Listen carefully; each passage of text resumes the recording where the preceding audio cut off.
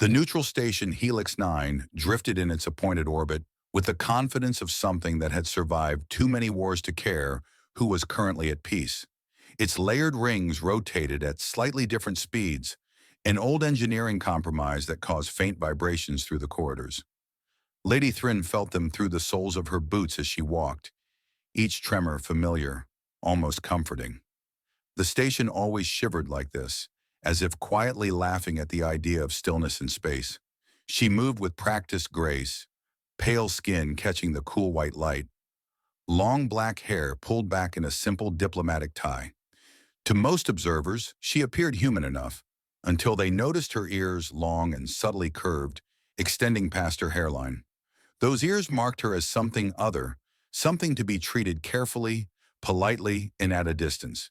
Thrin found it endlessly amusing how many beings believed good manners were a substitute for understanding.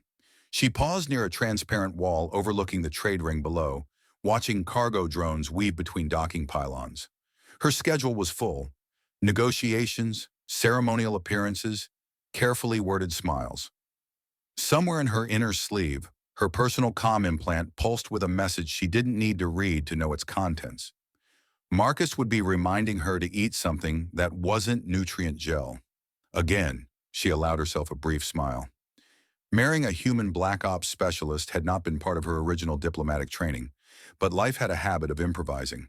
Their bond was officially non-existent, a secret tucked between classified files and shared glances across crowded halls. Sometimes she wondered which of them was better at lying.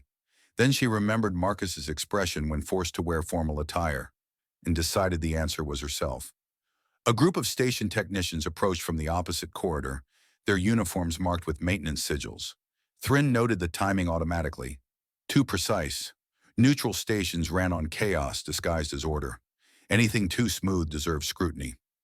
One of the technicians nodded respectfully, eyes lingering just long enough on her ears to confirm recognition. "Lady Thrin," he said, voice filtered through a regulation mask. "Routine systems check. We'll need to escort you briefly." She raised an eyebrow, a gesture Marcus once described as terrifying when you do that slow. "Escort me where?" she asked mildly. "I was not informed." "That's on us," another technician replied quickly. Too quickly. "Administrative oversight." Thrin considered several responses, including one that involved diplomatic immunity and another that involved kicking him in the knee. She chose neither. "Very well," she said. "Lead the way." Slowly. "I dislike surprises." The corridor lights dimmed as they turned a corner. A power fluctuation she felt ripple through the air. Her ears twitched, catching the faint hum of an active field generator. Not station standard? Interesting.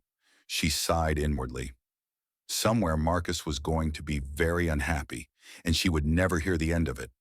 The field snapped into place behind her, invisible but unmistakable. The technicians dropped their polite posture immediately. One of them grinned. "You're worth a lot," he said. "Try not to struggle. Makes paperwork annoying." Thrin folded her hands calmly. "You have made several incorrect assumptions today," she replied, "but we can discuss that later. I assume you're taking me somewhere unpleasant." The man laughed. "All holding cells are unpleasant." "Yes," she agreed, "but some are educational." As they moved her toward a concealed transport hatch, alarms did not sound. Helix 9 remained serenely indifferent, its rings turning, its light steady. Thrin focused on that rhythm, grounding herself. Marcus would notice the silence. He always did. She almost felt sorry for whoever had decided that a diplomat was easy prey. Almost. Marcus Jericho was tightening a loose panel on a civilian shuttle when the universe began to feel slightly wrong. It wasn't dramatic, no alarms, no urgent messages, just a pause in the background noise of existence, like a song skipping a beat. He froze, fingers still gripping a magnetic wrench, and frowned at the open maintenance bay. The shuttle's owner, a nervous trader with too many rings and not enough patience, cleared his throat. "Is that bad?" Marcus glanced at the panel, then at the trader.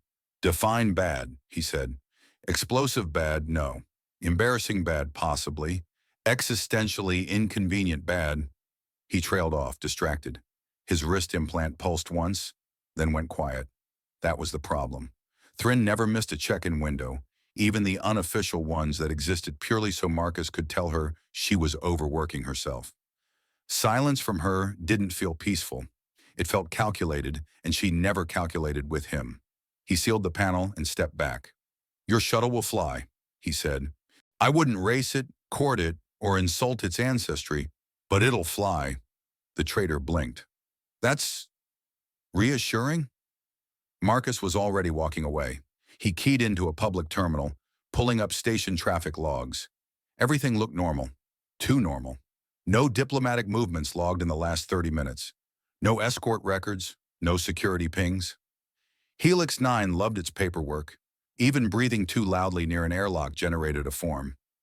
He leaned closer, eyes scanning for what wasn't there. "Come on," he muttered. "Show me the lie." He rerouted the feed through an old military filter, one he'd written years ago and never fully deleted. The screen flickered and gaps appeared. Small, deliberate absences. Maintenance crews with no origin point. A transport signature that blurred when examined too closely. Marcus exhaled slowly. "Of course," he said. "Maintenance." He remembered Thrin laughing once, long ears twitching, when he'd explained how humans hid violence under the word routine. She'd said her people preferred ceremony. Violence, when necessary, deserved honesty. He tapped his comm again. Still nothing. Marcus straightened, his expression calm in the way that frightened people who knew him well. He walked toward the nearest exit, shedding his civilian jacket as he went. Underneath, his clothing was unremarkable, which was exactly how he liked it. Weapons were a matter of context, not appearance. In a private transit pod, he accessed a sealed compartment beneath the seat and removed a small, matte device that hummed faintly in his palm. Unregistered. Illegal in 17 systems. Sentimental in a way only tools that saved your life could be. "Okay," he said quietly. "Let's be subtle." The pod detached from the station ring and slid into traffic. Marcus guided it manually, ignoring the recommended routes. He followed the ghost transport's trail, slipping between legal corridors and forgotten vectors. The trail led away from Helix 9, toward an asteroid belt marked as commercially depleted and therefore boring enough to be ignored. He smiled thinly. "You picked a place no one cares about," he said. "Classic mistake." As the pod's engines warmed, he allowed himself one private moment of irritation. He'd warned her this might happen. She'd warned him it wouldn't be so dramatic. They were both right, which was unfair. The asteroid ahead grew larger, its surface scarred with industrial tunnels and artificial lights, a fortress pretending to be a mine. Marcus cut the engines and drifted, letting the pod become just another piece of space debris. He checked his gear, then paused, shaking his head. "You're going to say I skipped lunch," he murmured, imagining her expression. "And you'll be right." He launched himself toward the asteroid, a quiet figure against the stars, already moving through possibilities. Somewhere inside, Lady Thrin was undoubtedly correcting someone's assumptions. Marcus almost felt sorry for them. Almost. The holding cell was cleaner than Lady Thrin had expected, which was either a courtesy or an insult. The energy barrier shimmered a soft blue, humming at a frequency just low enough to be irritating if one paid attention to it.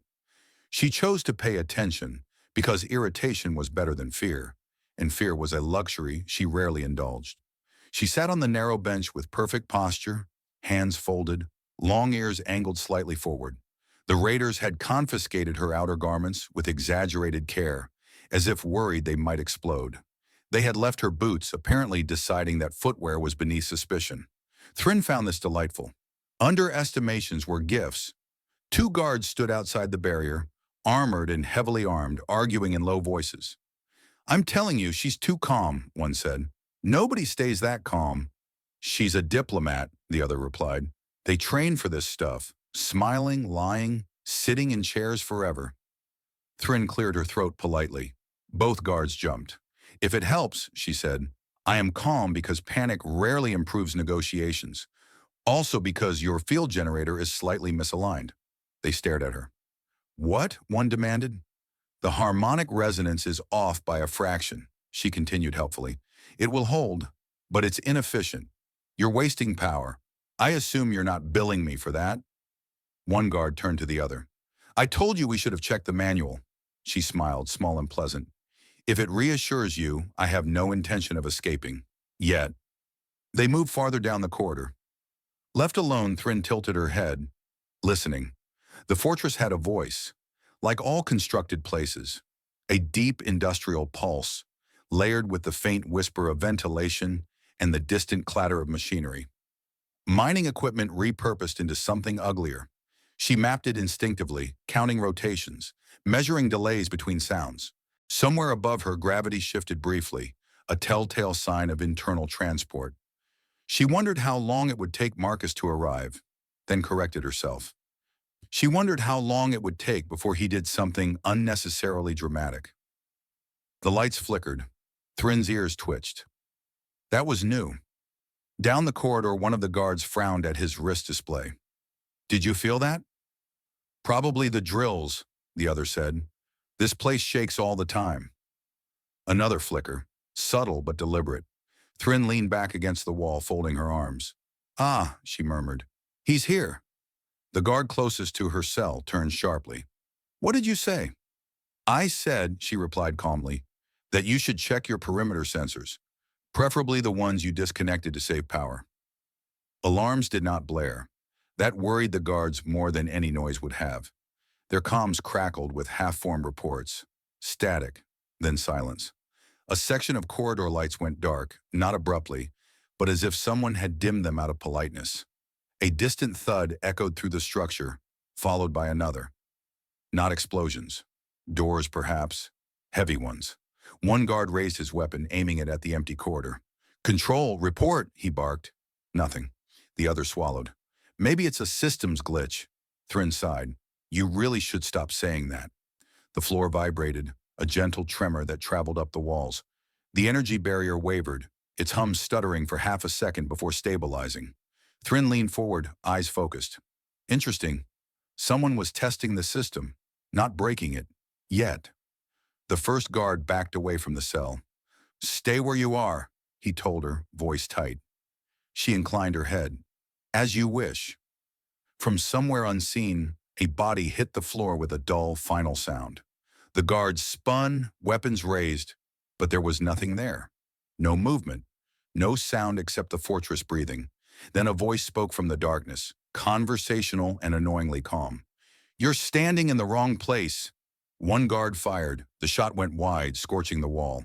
The lights went out entirely. When they came back on, one guard was unconscious, carefully laid against the wall. The other stared down the corridor in disbelief. Marcus Jericho stepped into view, moving as if the gravity belonged to him personally. He wore no visible armor, no insignia. Just a man with tired eyes and the faintest hint of a smile that never reached them. Hi, he said to the remaining guard. I'm here for my wife. The guard blinked. You're... what? Marcus gestured past him. Long ears, diplomatic posture, correcting your power usage. That one. The guard hesitated, then slowly turned his head toward Thrin. She lifted a hand and waved. Hello! The guard lowered his weapon. We thought she was valuable, Marcus finished. Yes, that's where you went wrong. The guard opened his mouth, then collapsed, his armor locking as Marcus disabled it with a precise flick of his wrist. Marcus stepped over him and approached the cell, eyes never leaving Thrin. You skipped lunch, she said gently. He exhaled. You were kidnapped. That does complicate schedules. He stopped in front of the barrier, close enough that she could see the tension he pretended wasn't there. Are you hurt? She smiled softer this time. Only offended. Good, he said, because I'm about to offend a lot of people on your behalf. The barrier shimmered again, its hum faltering as Marcus began to work. Thrin rested her hand against the field, feeling the warmth build. Outside the cell, somewhere deep within the asteroid, something important broke, and the fortress began to realize it had made a very poor choice. The energy barrier collapsed with a sound like a sigh of resignation, the blue shimmer folding inward before vanishing entirely. Thrin stepped forward at once, boots touching the floor beyond the cell as if she had been waiting for permission from the universe rather than the machine. Marcus caught her wrist automatically, a reflex older than thought, scanning her with his eyes as though injuries might announce themselves if he stared hard enough. I told you, she said, gently squeezing his hand. Only offended. You say that like it's minor, he replied, already guiding her away from the cell. You once started a trade embargo over an insult. That was a very serious insult, she said. They mispronounced my family name. The corridor behind them flickered, lights stuttering as systems struggled to decide whether they were broken or merely embarrassed. Somewhere far above, an alarm finally found the courage to scream. It was answered by another alarm, then another, until the fortress seemed to be shouting at itself in panic. Marcus grimaced. We've reached the loud part. Thrin tilted her head, listening. You destabilized their internal grid. Only a little, he said. They built everything on a single control spine. It offended me. She laughed softly despite the situation, a sound that echoed oddly in the metal corridor. You broke an asteroid fortress out of principle. Mostly, he admitted, also efficiency. They moved together through the passageways, Marcus a step ahead, Thrin matching his pace with surprising ease. She had always walked like this, calm, deliberate, as if the world would arrange itself properly if she gave it time. Armed figures appeared at intersections, only to drop out of the story moments later, their weapons disabled, their armor locking them into statues of confusion. At one junction, a group of raiders skidded to a halt, staring at them in disbelief. That's her, one hissed. That's the hostage. Marcus didn't slow down. Former hostage, he corrected. Now active liability. They fired. The shots never reached their targets, absorbed by a brief, shimmering field Marcus projected with a flick of his hand. Thrin watched the raiders' faces as their confidence dissolved. Gentlemen, she said, raising her voice just enough to carry, I would advise you to run. This structure is no longer diplomatically stable. What does that even... one began. The floor lurched, cutting him off as gravity fluctuated violently. Marcus grabbed Thrin and pulled her into an access alcove as the corridor twisted, metal groaning. Somewhere deep inside the asteroid, massive mining arms tore free of their mounts. That answers it, Marcus said. Evac Route B. You labeled your evacuation routes? Thrin asked, bracing herself as the fortress shuddered again. Of course I did. A, B, C, and improvise. We're not there yet. They emerged into a vast industrial chamber, once a processing hub, now a battlefield of failing systems. Conveyor belts sparked, gravity wells flickered on and off, sending crates drifting like confused fish. Raiders scrambled in every direction, no longer sure who was attacking them or why. A towering figure barked orders from a raised platform, armor heavier, voice amplified. Contain them! She's worth... Marcus shot the platform's support strut. The structure collapsed with a thunderous crash, cutting the speech short. A lot of noise, Marcus finished. Thrin watched the chaos unfold, then looked at him, her expression turning serious beneath the humor.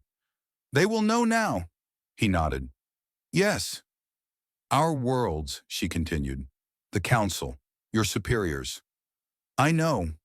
Another explosion rocked the chamber, closer this time. Emergency lights bathed everything in harsh red. She laced her fingers through his. Then we stop hiding. Marcus met her gaze, something unspoken passing between them amid the alarms and fire. I was hoping you'd say that. They ran for the hangar, alarms howling, the fortress tearing itself apart behind them. And for the first time since the secret began, neither of them felt the weight of silence pressing down.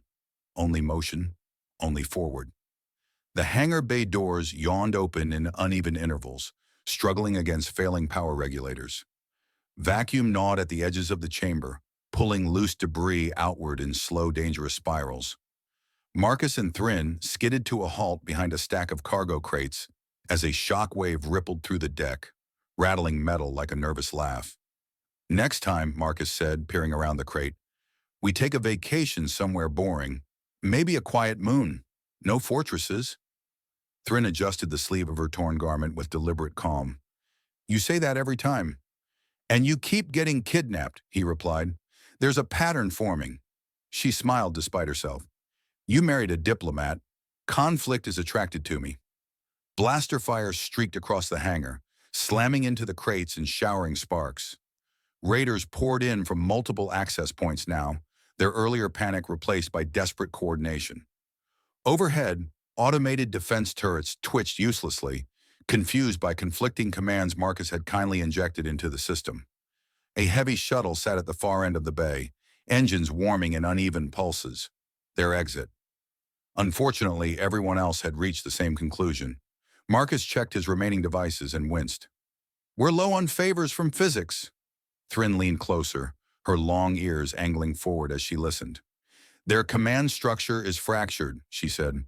"They are arguing over priority targets." "Let me guess," Marcus said. "You're still worth more alive." "For the moment."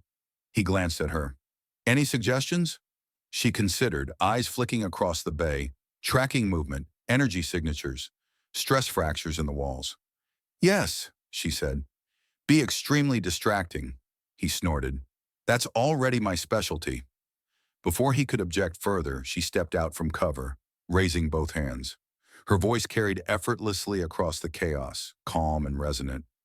"Please stop shooting," she called. "You are damaging your own infrastructure." For half a second it worked. Confusion rippled through the raiders as several of them hesitated, clearly unprepared for polite requests during an evacuation-level crisis. Marcus used that half-second. He launched forward, a blur of motion, firing precision shots that disabled weapons rather than bodies. Gravity fluctuated again as he triggered a localized field collapse, sending 3 raiders drifting helplessly upward, cursing loudly as they bounced off the ceiling. Thrin moved too, far faster than anyone expected. Darting sideways as a shot grazed the space where she'd been standing, she reached a fallen control console, fingers flying over alien and human interfaces alike. "You can fly that shuttle, correct?" she asked calmly. "Yes," Marcus said, vaulting over a crate. "Can you open the hangar shields?" "Already working on it." A massive explosion tore through the far wall, exposing raw asteroid rock. The fortress screamed in earnest now, systems failing faster than they could report their own deaths. One of the raiders, cornered and frantic, shouted, "She's not just a hostage. She's with him." Marcus heard it. So did everyone else. Silence fell, brief and stunned. "With him?" someone echoed. Marcus reached Thrin's side, firing over her shoulder. "Technically," he said, "she's married to me." The words hit harder than any weapon. Several raiders froze. Others laughed, high and disbelieving. One dropped his rifle entirely. "You're telling me we kidnapped a Black Ops operative's wife?" Thrin glanced back at Marcus, one eyebrow lifting. "You make it sound so informal." Marcus grinned tightly. "You left out the part where I get upset." The hangar shields flickered, then dropped. Warning klaxons shifted tone, rising into something shrill and final. "That's our cue," Marcus said. They sprinted for the shuttle as the bay began to decompress in earnest. Raiders scattered, some firing wildly, others fleeing in blind terror. Marcus dove into the cockpit, fingers dancing across controls, while Thrin sealed the hatch behind them, locking it just as debris slammed against the hull. The shuttle lurched forward, engines screaming in protest as Marcus forced it through the opening. The asteroid fortress filled the viewport, cracks spreading like veins across its surface, internal explosions blooming beneath the rock. Thrin strapped herself in beside him, watching the destruction with unreadable eyes. "They will talk," she said quietly. "I know. Our secret isn't one anymore," Marcus finished, steering them clear of the debris field. He glanced at her, his expression softening despite the chaos behind them. "Are you angry?" She considered this, then shook her head. "No," relieved, "though I expect several councils will attempt to arrest us." He laughed, breathless and genuine. "Let them try." Behind them, the fortress tore itself apart, scattering fire and metal into the void. Ahead, open space waited, uncertain and exposed. Thrin reached for Marcus's hand, lacing her fingers through his as the shuttle jumped to faster than light, carrying them straight into a future neither of them could hide from anymore. The shuttle emerged from faster-than-light travel with a gentle shudder, stars stretching back into proper shape, as if reality itself were clearing its throat. Marcus eased the controls, letting the engines cool, and for a long moment neither of them spoke. Space ahead was empty, calm in a way that felt almost judgmental after the chaos they had left behind.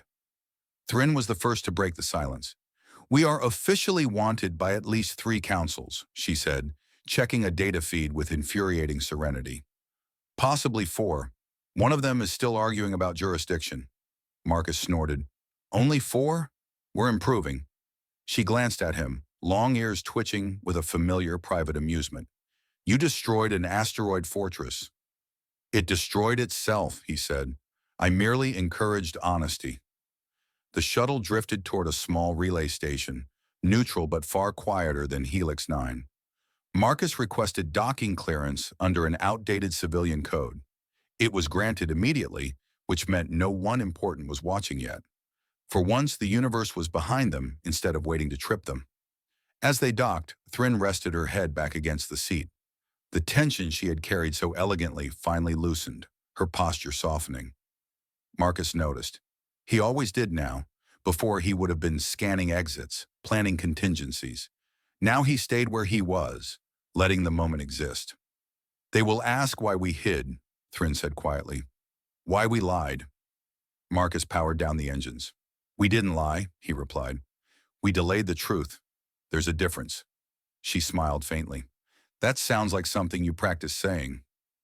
"I had time on the flight." They disembarked into the station's modest concourse. No crowds, no ceremonies. Just a few travelers pretending not to stare. Thrin felt the weight of visibility settle over her, but it no longer felt like a threat. She reached for Marcus's hand without hesitation, and he didn't look surprised. He just held on. Messages began to arrive almost immediately. Formal summons, cautious inquiries. One surprisingly polite apology from a council representative who had once insisted their marriage was theoretically impossible. Thrin deleted most of them unread. "Growth," she said, pocketing the device. "I'm learning restraint." Marcus laughed. "I'm proud of you." They found a quiet observation deck overlooking a blue-white star. Light spilled across the floor, warm and steady. For a while, they simply stood there, 2 figures reflected in the glass, no longer hidden by shadow or secrecy. "I used to think protecting you meant keeping you invisible," Marcus said at last.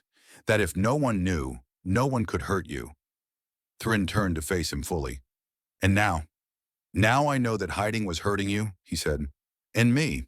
Turns out trust works better when it's not classified." She studied him, seeing the change clearly.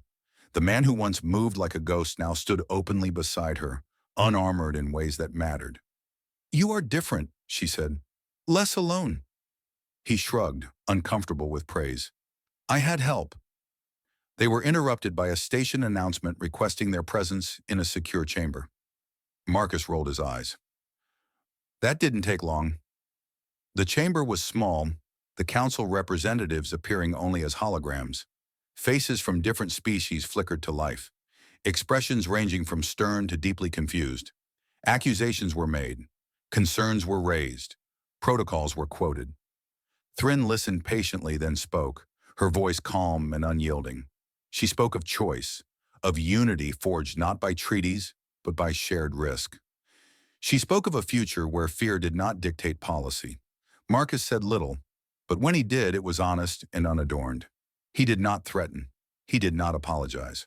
By the time the holograms faded, the room felt lighter. "Well," Marcus said, "that went better than expected." Thrin laughed, a real laugh this time. "They did not exile us." "High bar," he agreed. Later, as they prepared to leave the station together, Thrin paused at the airlock. "What now?" she asked. Marcus considered the stars beyond. "Now," he said, "we stop running. We let them see us. And if they don't like it, we negotiate," she finished. He grinned. Aggressively. They stepped into the ship side by side. As the hatch sealed and the engines warmed, the past finally loosened its grip. Ahead waited uncertainty, conflict, and change, but also honesty in each other. For the first time, neither of them felt the need to hide.